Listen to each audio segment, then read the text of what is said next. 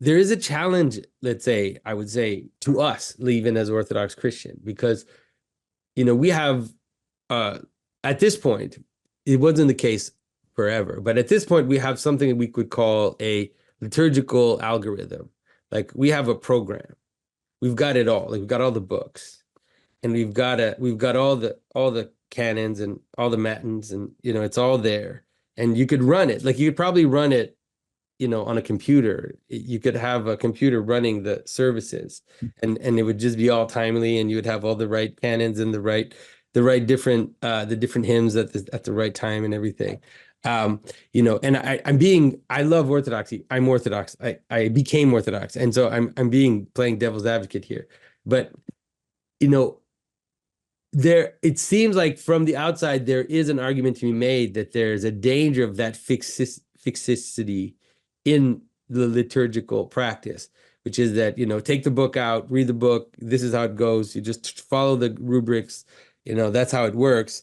And that we've lost the flexibility, that because we know the early liturgies had more improvisation in them, in the sense that we knew the sections, but that there was probably variation in different places in some aspects, although the liturgy was universal.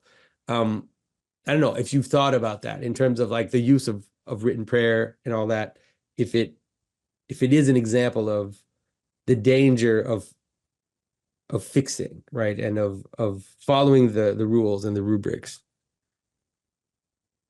I didn't know I was going to go here, by the way. This is No, just no, it just came to me.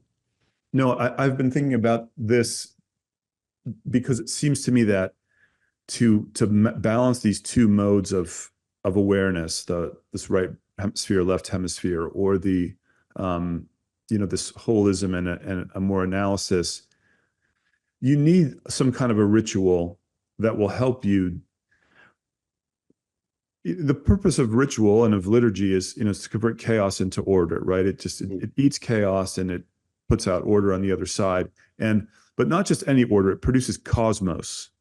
Mm-hmm. And I think, the liturgy is not enough. You have people formed by the liturgy. You need liturgy at fractal scale. You Mm-hmm. need people who are internally liturgical, who are deeply prayerful and deeply repentant, and whose consciousness has been transformed. So the point of what McGilchrist is worried is that the left hemisphere deals with a representation of reality, not reality itself. Mm-hmm.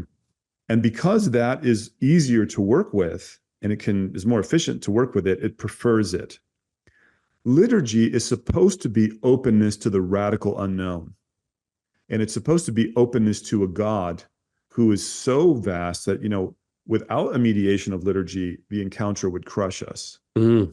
And so hopefully it's the opposite of that. There's really no way to ensure it. I mean, it's just the adventure of freedom. But I think what happens practically, like our saint, in the movie, Saint Amphilochios, the moment his spiritual life started to get intense, he went straight to Saint Nectarios. Saint Nectarios was 75, 80, whatever he was. And Saint Amphilochios was 19, 18 years old. And he would, travel from one island, quite a ways to the other for that guidance.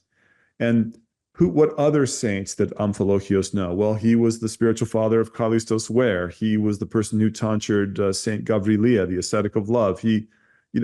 Those saints, they run to each other Mm. because beauty, goodness, truth is grammar, logic, rhetoric. Truth comes at this synodal level. It comes in some kind of a communion. We're constantly, it seemed good to the Holy Spirit and to us.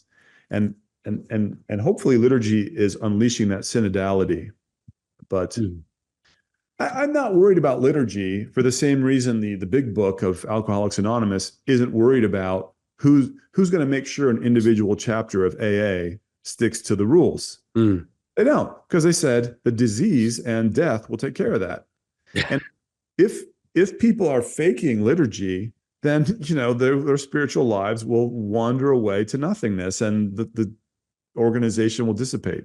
Yeah, yeah, that's a good point. That's a good point. And I think that the way you describe it as being held by the lives and the testimony and the experience of the saints, is I think that's the right way. Because obviously, the fact that I have to go to confession, at some point, if I want to commune, that's not a program, right? It's not, I mean, you could probably do it as a program, if you wanted to, but it's definitely not running a program. It is always terrifying. It's always this kind of internal this kind of and so to and no matter how many times you do it, and no matter how many times you repeat the same stupid sins over and over, it's still, at least for me, is existentially it fills you with a kind of existential terror that does not have could not uh traffic in the kind of limited certitude that McGilchrist talks about in terms of the left brain and just of this kind of rational understanding. And so, if that is what feeds us through the liturgy, then the liturgy becomes, a dance playing out, those inner struggles and that inner compunction.